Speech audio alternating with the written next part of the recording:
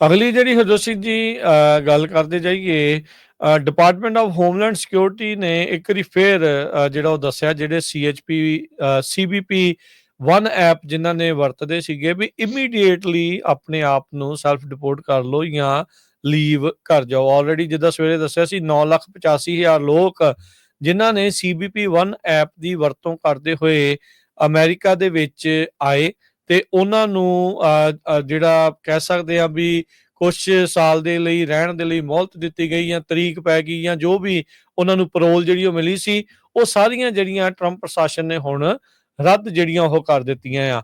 ਹੁਣ ਕਹਿੰਦੇ ਆ ਵੀ ਸੌਰੀ ਹੁਣ ਜਿਹੜਾ ਉਹ ਦੱਸਿਆ ਜਾ ਰਿਹਾ ਵੀ ਮਾਈਗ੍ਰੈਂਟਸ ਜਿਹੜੇ ਸੀਬੀਪੀ 1 ਐਪ ਦੀ ਵਰਤੋਂ ਕਰਦੇ ਹੋਏ ਇੱਥੇ ਅਮਰੀਕਾ ਦੇ ਵਿੱਚ ਦਾਖਲ ਹੋਏ ਆ, ਉਹਨਾਂ ਨੂੰ ਡਿਪਾਰਟਮੈਂਟ ਆਫ ਹੋਮਲੈਂਡ ਸਿਕਿਉਰਿਟੀ ਨੇ ਆਲਰੇਡੀ ਈਮੇਲ ਕਰਕੇ ਜਿਹੜਾ ਉਹ ਦੱਸਣਾ ਸ਼ੁਰੂ ਕਰ ਦਿੱਤਾ ਆ ਵੀ it's time for you to leave United status.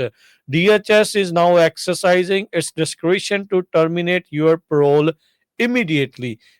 ਜਿੰਨੇ ਵੀ ਸੀਬੀਪੀ 1 ਐਪ ਵਰਤੀ ਸੀਗੀ, ਉਹਨਾਂ ਦੀਆਂ ਈਮੇਲ ਹੈਗੀਆਂ ਸੀ, ਕਿਉਂਕਿ ਉਹਨਾਂ ਨੇ ਉਹਦੇ ਥਰੂ ਹੀ ਐਪ ਦੇ ਜ਼ਰੀਏ ਹੀ ਕੁਛ ਜਿਹੜਾ ਆਪਣੇ ਆਪ ਨੂੰ ਜੋੜਿਆ ਸੀਗਾ ਨਾਲ, ਤੇ ਉੱਥੇ ਈਮੇਲ ਜਿਹੜੀ ਉਹਨਾਂ ਦੀ ਲੱਗੀ ਸੀਗੀ, ਤੇ ਹੁਣ ਉਹਨਾਂ ਨੂੰ ਈਮੇਲ ਆ ਗਈ ਆ ਵੀ ਭਾਈ ਅਮਰੀਕਾ ਛੱਡ ਕੇ ਜਿਹੜਾ ਉਹ ਤੁਸੀਂ ਤਿੱਤਰ ਜਿਹੜਾ ਉਹ ਹੋ ਜਾਓ।